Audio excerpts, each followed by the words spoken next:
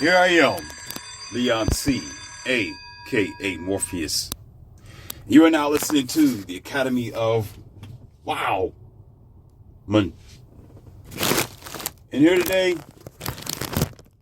I have this interesting, intricately validated conversation that we are going to dive into. Today, we're going to transform this conversation into a much needed therapy. You don't have to accept it. You don't have to know that it is true. You can just stay ignorant and stay in the suffering mindset that you may have. There are multiple identities and things and ways to go about a subject, or you could say a problem. But there are also universal ways of dealing with an issue that universally can be effective. What do I mean? Such as your technology that you use, such as the internet, such as your dumb phone, such as water, such as your power plant, such as how you watch television, such as how you function on an everyday basis and or shop. Most of these things it's going to attach itself to the majority of people. Some people who don't have those sort of modern technologies or devices or ideas or functions in their everyday will be considered as rare or from another country, or probably you could say a religious or traditional idea or lifestyle that they have that prevents them of having such things. Like some Amish people. I've been to the Amish farm before. I've been with Amish people and I respect them. I love them, as a matter of fact, because I respect their lifestyle. And like I said before, I'm just like them in so many ways. I'm just modern. But I do comprehend some of the things that they do. It's very respectable, and there's reasons why they live the way that they live. Because of the way that you modern city people live. A very unhappy life. Very frustrated life. A very fast-paced, I'm uncontent, unstable mindset of a people who will not find paradise. You will not. Now, in this audio, I'm going to explain something to you that I've talked about before, but it really didn't hit enough people. It didn't awaken enough people to the reality of themselves. Now, here's the thing here. It all starts off by advertisement. It all starts off at the newest thing on the commercial, right? They always say the newest iPhone, the newest Android, the newest car. This is Mark 12 now. This is Mark 3 of a certain thing, right? This is this stylish version of this Subaru. This is Subaru number whatever. The new Mercedes is coming out this year. This is the 20-something Mercedes of that particular class or brand. Coming out next year at a certain time. The new movie's coming out. You watch part 1, now we're going to go to part 2, and it's going to be a rehash or a remastered or a revamp of this particular movie. Okay? And here is your number one. It is definitely your number one right here that you're going to have to take heed to. The latest and the most recent new thing. It is better, faster, more powerful. It is more. This is the latest version of whatever that you have. So you're looking at what you have, maybe your devices, your computer, your camera, your car, yes, even your companion, which may be your wife or your girlfriend.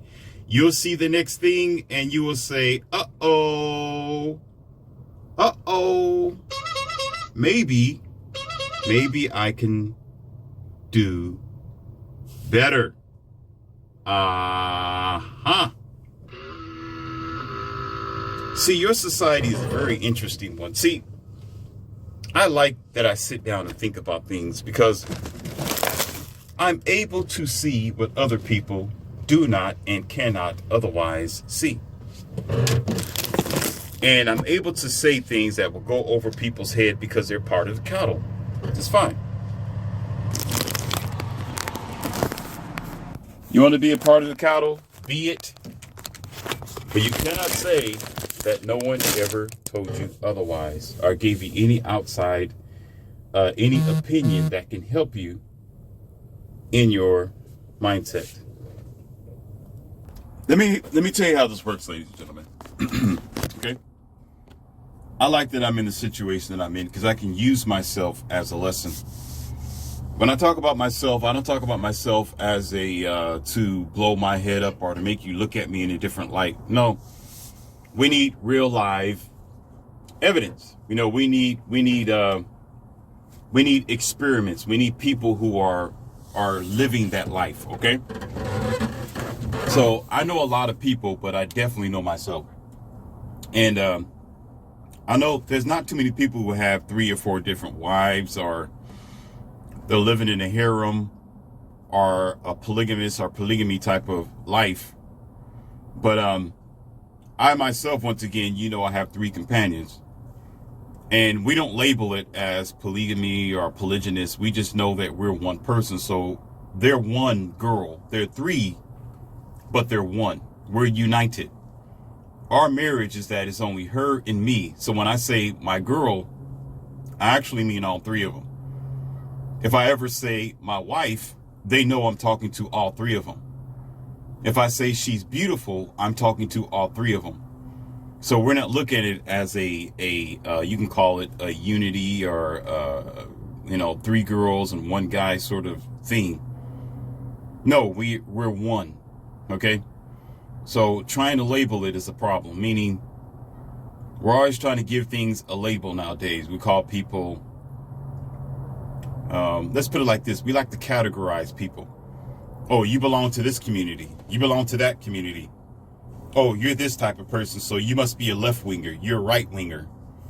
You're a Democrat. You're a politician. You're a Republican. You're this individual. You're with that neighborhood or community. We don't line up with that. We aren't like you. We don't label things like that. We live very natural lives. This is, again, there are some very simple things that the Amish people do that we do as well. We're a different twist. So we are pretty much away from the city mindset of, I'm just going to say it, morons. Okay?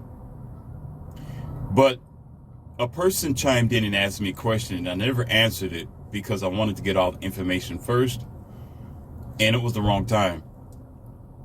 But it was a lady, and it was fine.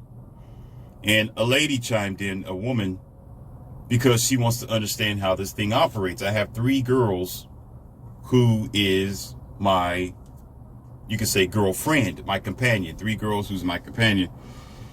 And she wanted to know how I think about the situation. So therefore, her question was, do you ever compare each girl? Do you ever make differences, such as one girl may cook better than the other girl may have better poom skills, the other girl may have better mouth game, the other girl may massage me better, the other girl may be more smarter, the other girl may be a lot more stronger than the rest of them, stoic or non-emotional. So I'm going to use this in this lesson today, and it's going to be a very good lesson.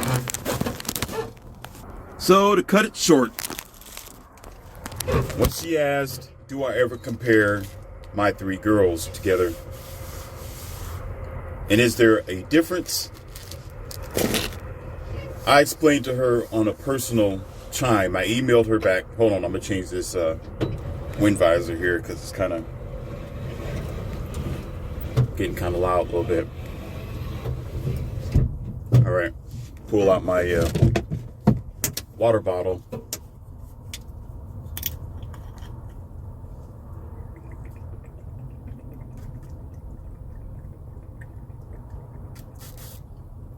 I said, no, I don't compare any of them. Because since we are one, since they're one, I don't want to say too much, but I'm going to put it like this. And, well, I'm not going to say it because it's very personal. Because then you're going to think I'm trying to mold other men to do the same thing. And I'm not. What I do personally with them is my preference. But I will say this, that if one of my girls aren't present, the other ones aren't present. Meaning they're treated equally. And I'm very serious about that. And all of them know that. If one of my girls are gone somewhere, nobody's going to eat. Do you understand? Nobody's going to get anything until she shows up. She's the party.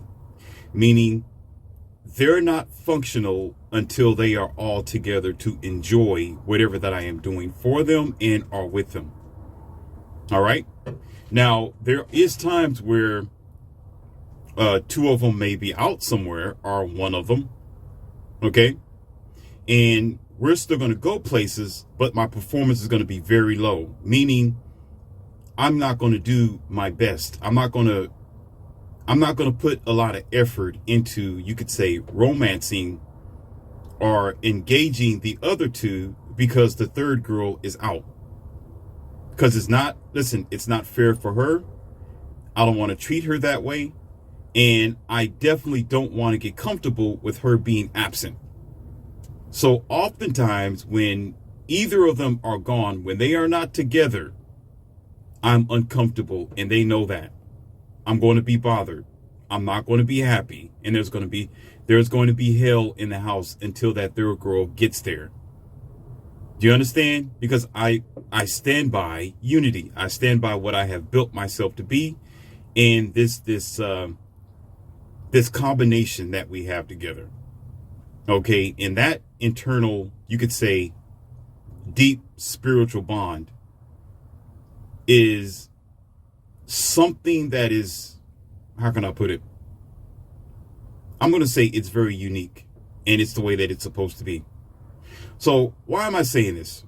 Okay, again, I'm only using myself for an example, not trying to inspire anyone to be like myself. It's my personal business. All right. And sometimes some people are curious if you're in a monogamous relationship, you're married to one woman, or you're only in a one-on-one relationship with someone. These kind of things probably cross your mind as to how is it possible? It's too difficult. It can't happen. Well, once again, you just don't know, because people like myself aren't telling you how it operates and how it can function. It's a lot better than a monogamous relationship. I'm just going to leave it at that. I'm going to tell you, I've been in monogamous relationships. This is better than a monogamous relationship. As a matter of fact, our unity can run circles around a monogamous relationship because it's one of you, it's four of us, and their power in numbers. Whereas you got this one woman, you got this one-itis disease where she can take everything, you put all your stuff in that basket. Once your basket breaks, you're done for. You're done. I don't even limit myself with my vehicles. I don't even drive one vehicle. I won't even mess around with one bank account. I won't even mess around with one house. It's not one of what? Why would you do one of anything? Have you ever heard that song, One is the Loneliest Number? Once one thing disappears, it's gone. This is why a lot of you bozo ass clowns always think you got to have a backup plan, or you got to have a sneaky link, or you got to have some girl that you're frolicking with across town just in case that one relationship breaks. You see how dumb you are? That's why you always end up in a deficit situation or a dramatic fight and dispute with your companions and wife or girlfriend, because y'all sneaking around. Y'all got to cheat because you're too dumb enough not to own what you have or touch the piece that you move. Like chess, once again, once you touch the piece, you own it. You got to move it. You got to move that chess piece to whatever place you want it at on the board. You can't touch the chess piece and then move your hand off of it. Now you're violating. Now you're considered as a cheater. Now you're indecisive. Now you cannot be trusted. Dummy. Huh?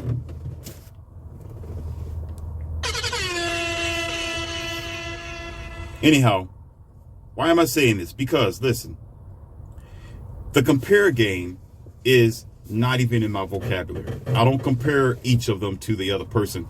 They never ask the question as to, oh, is so-and-so, let's be like, is so-and-so doing doggy style better than me? How does so-and-so feel? You know, is she massaging you better than me? How does this feel, daddy? You know what I usually tell my girls? Nothing. I don't know what you're talking about. I don't see what you're asking me. I'm not making a comparison between you and one of your other girls. Why? We're going to get to that in a second. So again, my response to the lady who chimed in is simply this. I don't make comparisons. That is the beginning of the end. And I'm going to go ahead and teach you something as to why this is. Because I'm glad that she even asked me that question, because a light bulb came off of my head.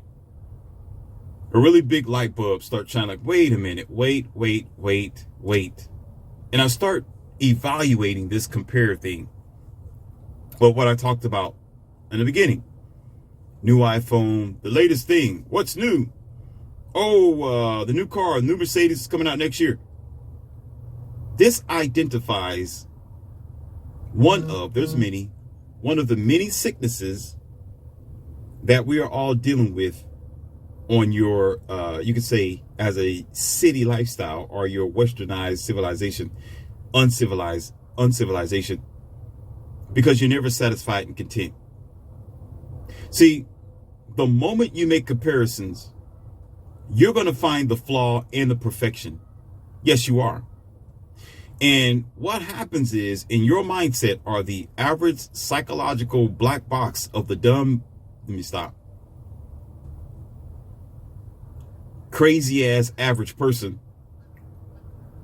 You start thinking you can control the narrative and or do better. Because now you're looking at the flaws and you're balancing the perfection. So you're looking at what's good and what's bad when it comes to an item or product or a certain thing. And the underlying, listen carefully, the underlying base of this, what it will all fall down to, okay? What the net will be thereafter, when everything is taken out, is that you will automatically think that you can do better. That's the key. Your comparison is always doing something better. Have you looked at advertisement lately? They will always say, well, you can compare prices. We do price matching. If you can find this product cheaper somewhere else, we will price match you.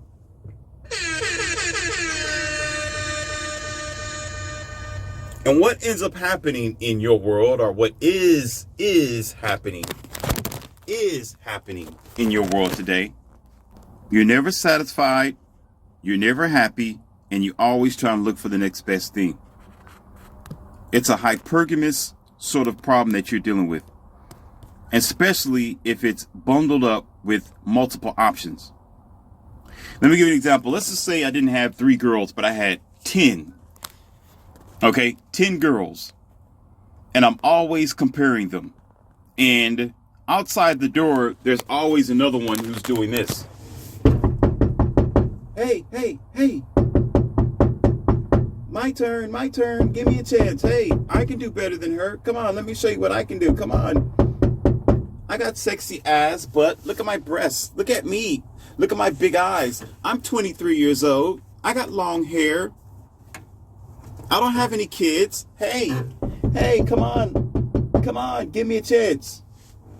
You know what's going to happen? Come on, ladies and gentlemen, it's very simple. Put on your thinking cap. Stop being an asshole. Think. You know what's going to happen?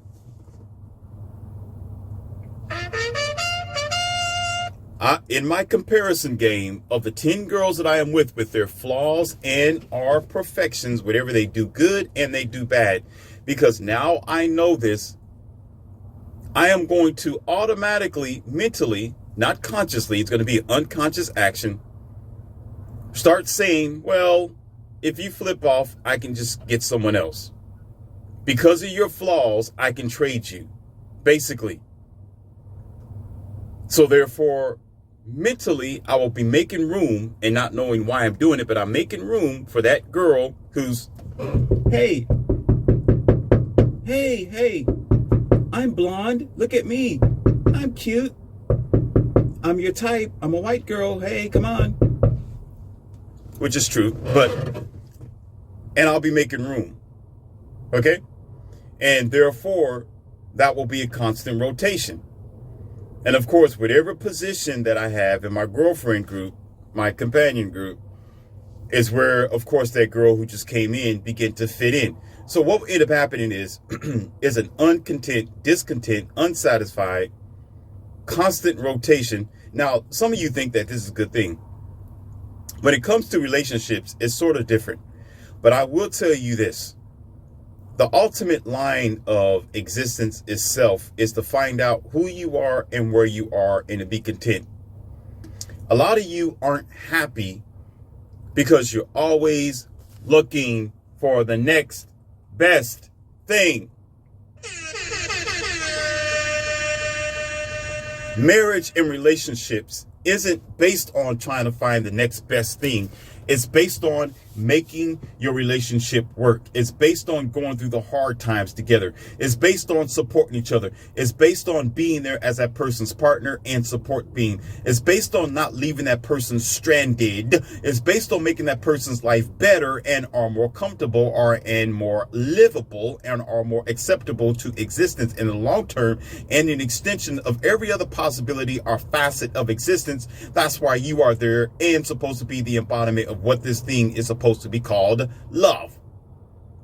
That's what relationships is all about. It's not about you just dumping that person because they have flaws or because they don't fit into your goddamn narrative. Yeah, I said narrative. That's my new word. I made it up. If it's floating out there somewhere, I just made it up on the fly. Narrative.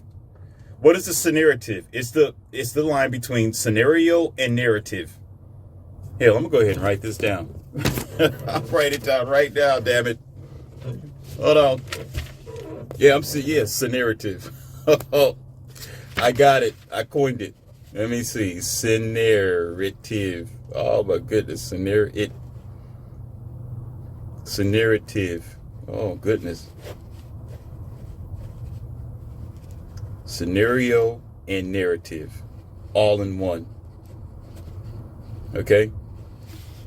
I coined that. Now, if somebody else did, I don't know. That just came naturally. All right, getting back onto this. Getting back onto why comparing things is such a bad thing. Well, let me ask you this question in reverse. What's the whole point of retiring? What's the whole point of wanting to be rich and wealthy and to relax your for the remainder of your life? What's the whole point in that, right? It's to find contentment and security, correct? Give or take. And when you do that, you're finding ground in your life. You finding a place where you belong or that you want to belong, or you're trying to formulate your life to such a content place that makes you happy or gives you peace of mind or peace of heart, where you don't have to struggle or work anymore for that said thing that's already in your possession. If you're always comparing, are you in this shopping frenzy and you're always looking for the better price or the cheaper price with a better quality of a product? You're always comparing apples and oranges with apples and watermelons with grapes and grapes with bananas. You would never be happy. You would never find your place in life. As a matter of fact, you're constantly moving where there's no chair around.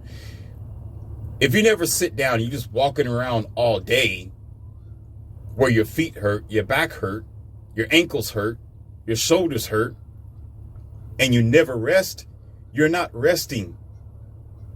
And what ends up happening is, if you don't understand that you need to rest and rejuvenate and heal yourself and find a content spot, at least for a good 30 minutes, hour, or 8 hours or so, you're going to find yourself pushing up daisies before long. You're going to find yourself aging very fast. You're going to find yourself in a mortuary somewhere and 50 people standing around you because you work towards that. That's not what life is about.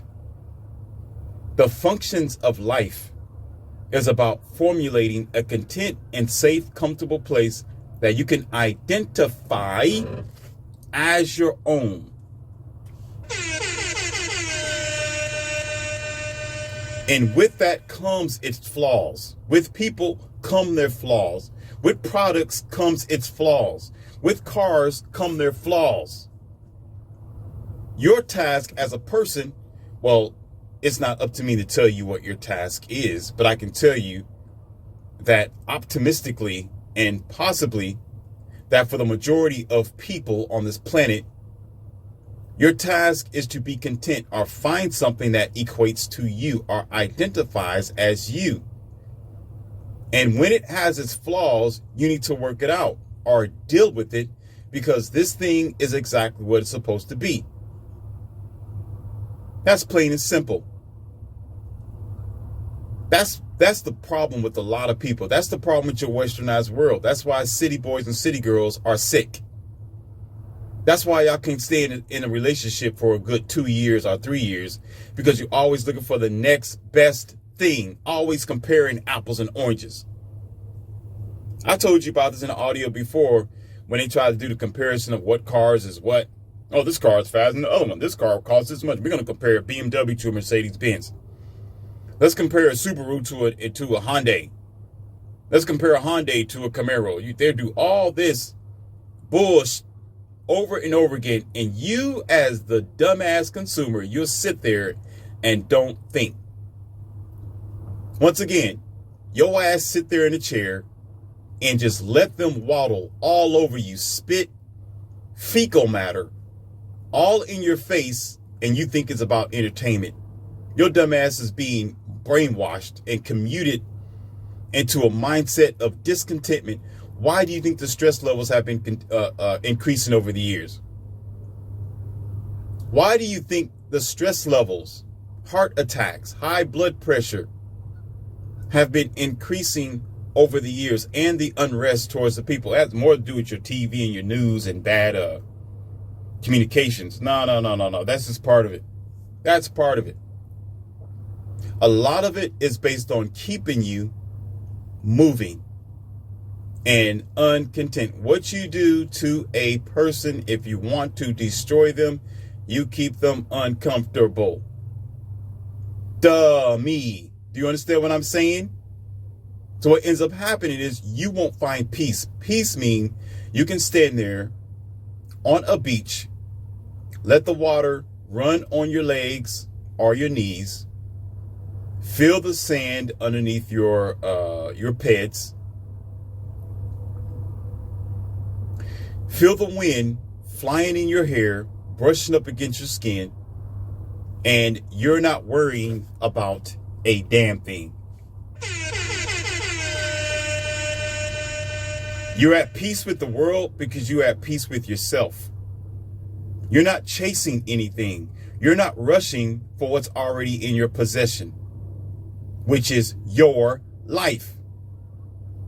And with it, it will come its struggles. It will come its differences. There's better things that will come. But when you are content and you're satisfied with the flaws and our perfections, you're on the path to greatness. You're on the path to true freedom. That's another reason why I don't compare my girls, because I'm content. I'm okay with them. They have their flaws. Their flaws is just who they are. I love them otherwise. It's still just the same. I don't care. Why would I compare them so I can look at their flaws and their perfections so I can make myself unrest? so I can exchange them, so I can get to the point where I say, oh, you know, girlfriend number 2 is not acting right, and she have these issues. Her eyes is twitching. You know, she has a strange limp. You know, she got a bump on her arm or something like that. Whatever the case may be, she may snore in the middle of the night.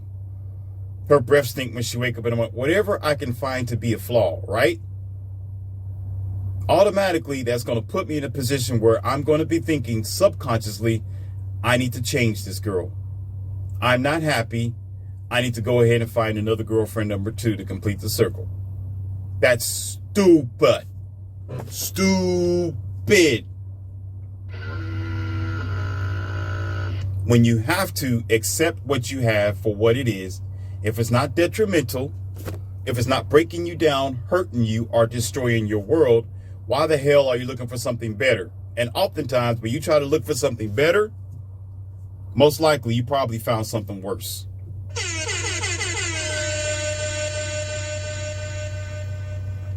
That's this audio for today, and I have more coming for you. It was short and sweet. I could continue, but no. This was great for what it is, and I have more coming for you eventually. And understand and take the lesson to heart. The problem is we are uncontent because we keep comparing and looking for the next best thing, and it won't be found. The best thing is to learn how to be content, satisfied with what you have, and to make it work.